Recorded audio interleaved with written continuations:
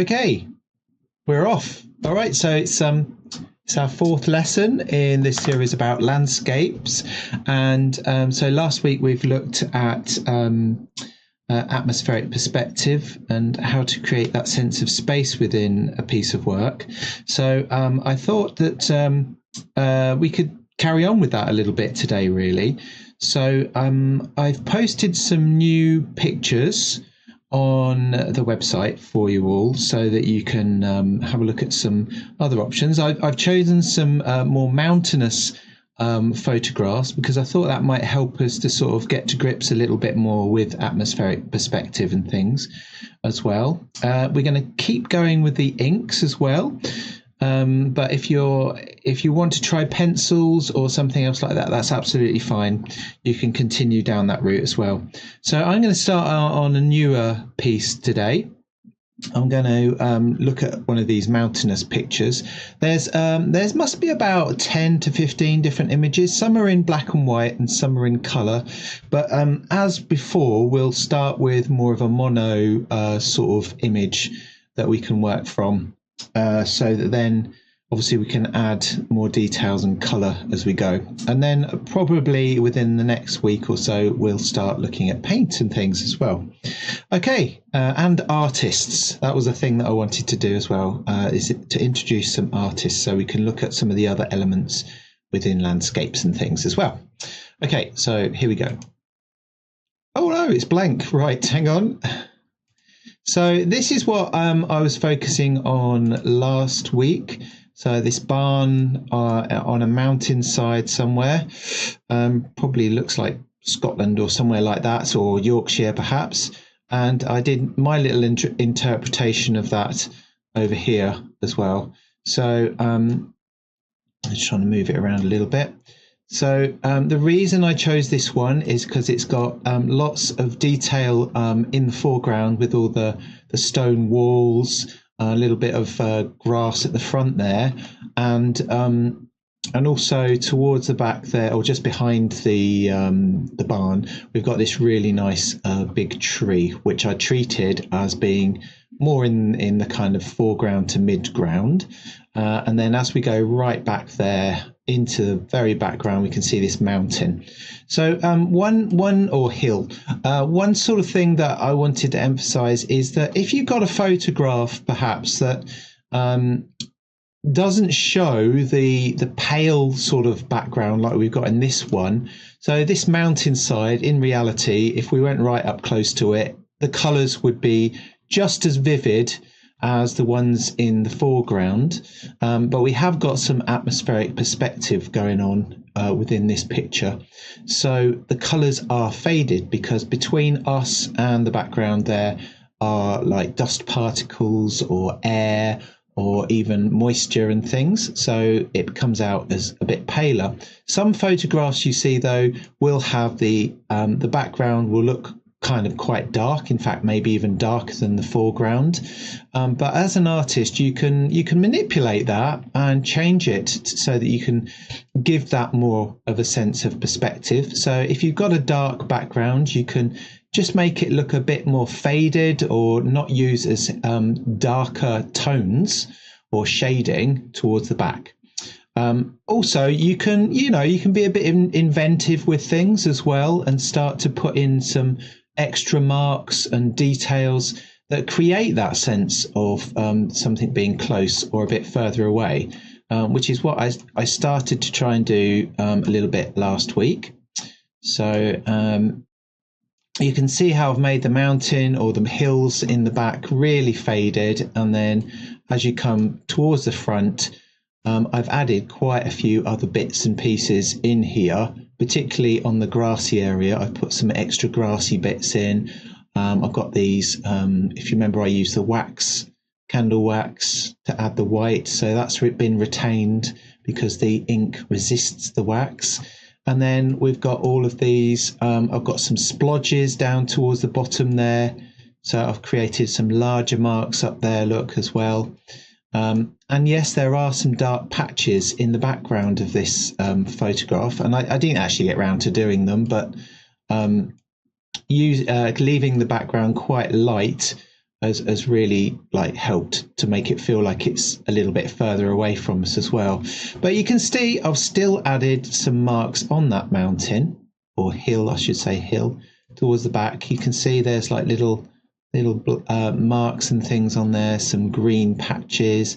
I've put some lines across the hill, but I've lightened the colour, and indeed I've used a little bit of green as opposed to blue or purple to do that as well.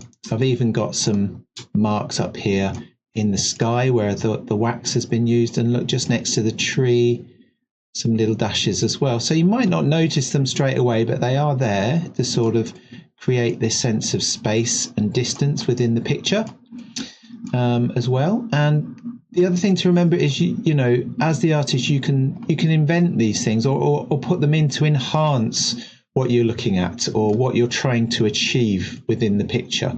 And that's the idea of doing this, is to explore those ideas a bit more. Okay, so I hope that makes sense. Now what I'm going to show you is a few of the new photographs that I've got here.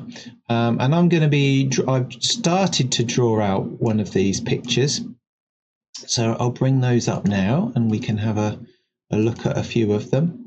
Oh, this is the, I just wanted to show this one again because I thought that kind of showed how the artist had manipulated the scene and exaggerated things to create even more of a sense of this idyllic kind of landscape with lighting and atmospheric perspective and so on. So again, like I mentioned last week, the foreground is quite dark. We've got these silhouetted sort of animals or deer at the front here. Let's get a bit closer there.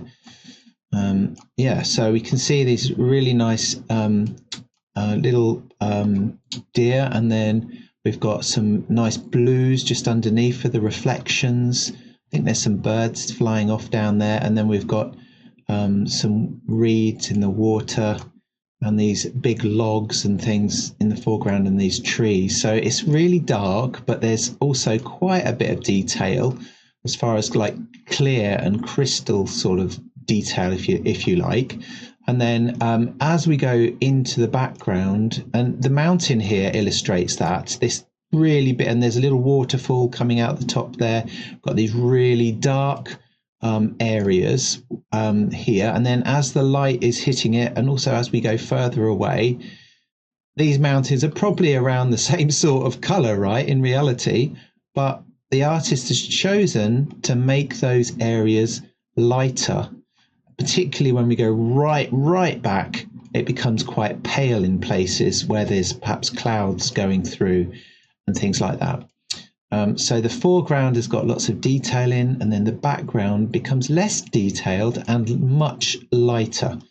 And so, yes, you could see a scene like this in real life, of course, but at the same time, you can exaggerate that as an artist to create this sense of atmospheric perspective within your picture as well. And there's probably more that I can say about that as well, but that painting was by Albert Bierstadt, and it's called Among the Sierra Nevada, California. So there you go. That's where that one was inspired by and painted from. Okay, so having a look at a few of the pictures then, I've chosen to concentrate on this one on the left-hand side today, and you'll see what I'm doing in a moment. I'm going to try and use the inks again, but I'm going to focus first of all just on the tones and shadows within the picture, because this lends itself quite well to that with the very strong contrasts in blacks, whites and mid-tones. And then I'm going to work back in with the mark making. So pretty similar to last week, only this time, because there's a lot more detail in here, I'm going to try and focus a little bit more on that stuff. So the other pictures that are available on the from a link on the website. So if you just go to the website, find lesson 4, you'll see a button for that.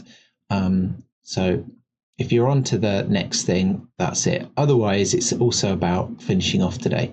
So let's just get rid of those and put 2 more up. So again, really lovely pictures, and you can see this kind of idea that we saw on this picture happening again. So we've got these logs on the left hand one, we've got these logs, we've got the beautiful ripples, and it's quite nice actually that you can see how they get just a bit, they get smaller as they go off into the distance and actually lead you through the picture into the background. And these trees are actually really dark and detailed, but because the marks and things, or the details, are smaller, it also creates a sense of distance and space. And then the mountains, of course, are much paler because of the space between us and the moisture and stuff. This tree one over here on the right hand side is also a beautiful one to do. Again, we've got the beautiful bark on the foreground, the grasses that get smaller as they go into the background, and then the paler areas of the trees right at the back there, and they get a little bit darker, look, as they come forward. So again, some really lovely pictures to work from there. And then I found some colour ones too. These are ones actually that I've used at school, but they're really good for concentrating on this idea of atmospheric perspective as well. So there's that one, and we've got these ones with the rocks in the foreground and the mountains towards the back. Still quite dark, but as an artist you can choose to make those mountains a little bit lighter if you choose.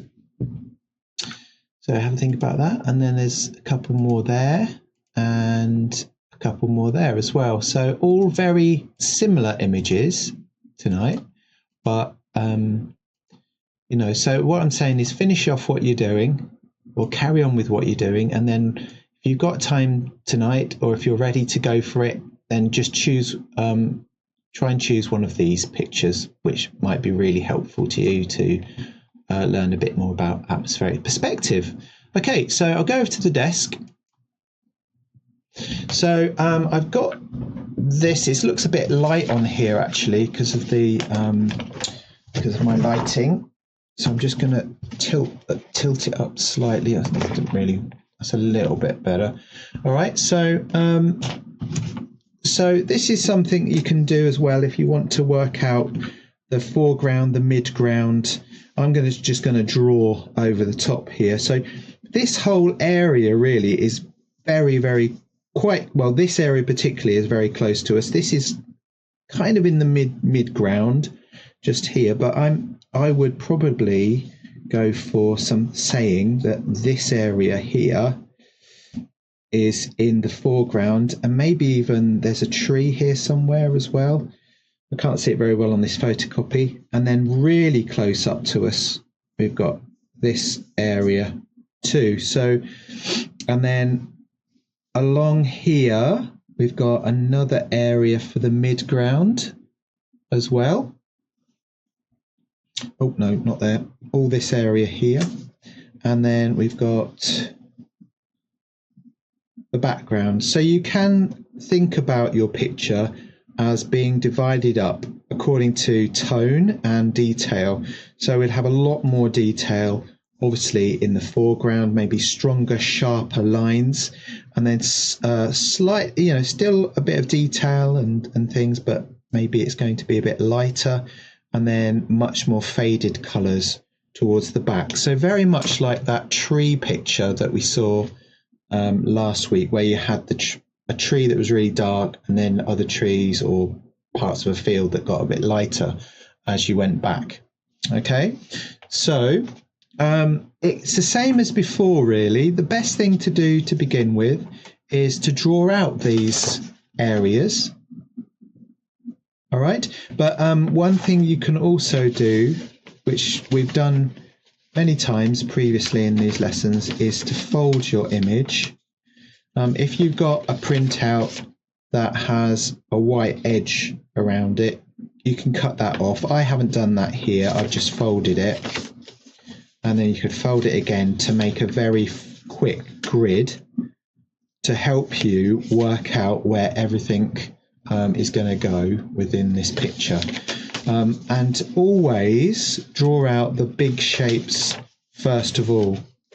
Okay, so I divided this picture here into quarters by folding it, and it's helpful too to divide it up again. So whereas, you know, this is a grid, you don't necessarily need to draw out a detailed grid unless that's something that you like to do. I know that some people don't like to use a grid, but you do, when you're measuring something out, you do need to be able to divide the space in order to see where things are going to go, and then measure those things off against each other, which is what we've done in the previous few lessons a little bit.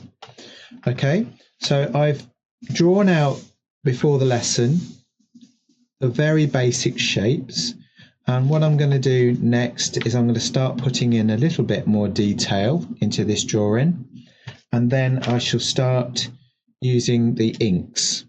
And if you remember before, I started towards the back with the lighter tones and then moved forward with the darker ones.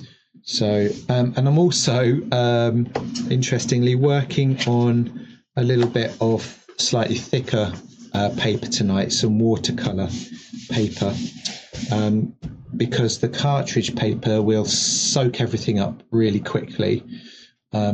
And as you saw last lesson, I did, you know, manage to do a fairly nice job with it. But sometimes it's nice to try out some other papers. So I've got this smooth, hot pressed watercolor paper that we've used in previous classes. Okay, so I'm going to start sketching this out, or carrying on with the drawing. You might find it also helpful if you can just lightly shade your drawing a little bit as well, so you can see where things are going to go. So perhaps I'll do that so that you can see how I go about approaching this. And then I'm going to use this purple ink. So I'm not using anything that's too realistic tonight. I'm just going for it with a bit of coloured ink tonight, because it's fun. Okay, right. So I can get started then now. So does anyone have any? Right, okay, so as you can see, there's the picture that I worked from on this particular evening. It's a really beautiful picture because we've got these lovely details, as you can see in the foreground, in the form of all these rocks and the little channel of a waterfall going through the centre there. And then at the back there, we've got the trees in this kind of triangular shape, which reflects this idea of perspective going in the background, and some trees a bit closer to us as well. And then obviously in the far back there, just past the midground, we've got the mountains up there, which are, as you can see, are much lighter than the stuff in the foreground, which is also sharper and more detailed than things as well. And then the mountains, much softer detail, creating this sense of space and distance, as well as the fact that obviously the trees, as they go further away from us, are getting smaller as well. So a really interesting and beautiful picture to work from. So this evening I start off by, previous to the lesson, I drew the basic shapes out, which is what I recommend you do. Draw out all the biggest areas. So in this case, as you can see, I've drawn the foreground rocks, sort of basic shapes, and then I drew a very simple line to show where those trees are going to go at the back. You just see just by my hand there that, and then the mountain shape, which is just the sort of the skyline. And now I'm not pressing down very hard. As you can see, the shading is really light. But what it does is it helped me to fill in some of the details, which I'm going to be working over during this lesson. I don't quite get to the end of this, and I'll finish it off next week. But my thoughts at the moment are with this is that perhaps it could be potentially an underpainting to work over again with acrylics. So we shall see what happens a bit later on in the next lesson. Lesson 5 already, which I can't quite believe. I will be we'll look at some painters and some artists and how they've tackled landscape in this kind of way. And then I'm thinking maybe I'll paint over the top of this idea here as well. But I know that some of you will be working away on this next week, so we will have a bit more time to finish things off. So as you can see in the foreground, I've put in some of the details there on the rocks, just to sort of work out where my tones and shadows are going to go with the inks a little bit later. And this is a brilliant picture for tones and shadows, particularly because it's in black and white. We can just see the tones and shadows on their own. So if I had a color version of this, it would be great for the painting, although we can find a similar picture to work from as far as color, or even some inspiration from an artist as well. And there was this like really big tree which is even closer to us than the rocks in the foreground there. If we look at the tree just beyond the rocks on the right hand side, you can see how it gives you a sense of scale a little bit, I think, just there. So whereas these rocks, you might be deceived into thinking they're quite small to begin with, but actually I think if you put a person down there, they would be quite small on the landscape there, and the rocks quite big. So as you can see, I've got the basic outline of everything on here. Probably just doing a little bit more, and then I shall be working with really watered down inks in the background. So it's a nice idea to work from the background through to the foreground, because once you start, you kind of start overlapping. So the background, if it's much lighter and then you're going slightly darker on the midground, then having those bits overlap each other will work really nicely to give this sense of perspective that we're looking at. So just zoomed in, obviously, a little bit here, and it's really, really soft, and the brush strokes are a little bit different on this as well. So as we come forward, I'll be doing different brush strokes, so more dabbing, I suppose, and the things for the foliage, but which is one element of landscapes we said we'd look at. We're looking at rocks and foliage this evening as well within this picture. But towards the background, we're doing these washes of the colour that I'm using, which is, I think it's called Plum, from Winsor & Newton. It's part of a set which you can get online. So I'm building up a few of the layers of colour with the purple. Some areas are slightly darker, but I'm still keeping, even those darkest areas, I'm still keeping those quite pale. So as I've mentioned previously, as the artist, you can choose how much of the tone and shadow you actually apply to the picture in order to push that sense of perspective, atmospheric perspective, even further, and perhaps is even in the photo. So here we've got these not too darker tones on here, and you can see I've changed the way that I'm using the brush. So a small round brush on here, and doing these like very small dabs of the colour in order to create this sense of perspective that we've been talking about, and also the feel of the foliage, of course. And here we're going for the positive and negative shapes as well. So you can see the trees, which are just in front of the darkest trees in the midground. I've left a little bit lighter for the moment.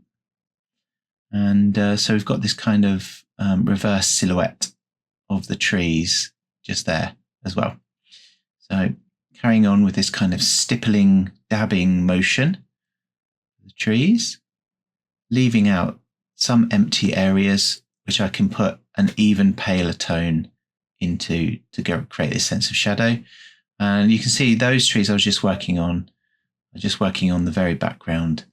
There's like a little highlight around the top of the trees, isn't there, in the center there? So I've left a little bit of a highlight around there too. And then we're down into the watery area. I think I move on to the rocks very shortly, where again, I changed the technique that I'm using. So as we go down a bit further, I start to use more sort of lineal lines. And this is me just talking about how one of the students could improve their work by adding more of this detail. So we'll see a bit more of that in a few minutes, a few seconds even. So at this point, it's probably getting a little bit closer to the end of the lesson, but everything's going really well. Quite enjoying this. And the watercolor paper has worked really well for this as well. So I can recommend that you do that you find some watercolor paper for this with the inks. Obviously, we're adding a lot of water into the color to make these paler tones, to do the washes and everything else. So now I'm using the point of the brush a lot more to put in these sharper details for the rocks that we've got there at the front. And like we said before with the trees in the previous lesson, with the trees, I did either line first or washes of colour first. So here I'm doing the lines, as you can see. And then once those areas have dried up a little bit, I can come back and apply some heavier tones, whether it be the dark shadows or the mid-tones, back over the top of some of these areas in order to sculpt them a little bit more.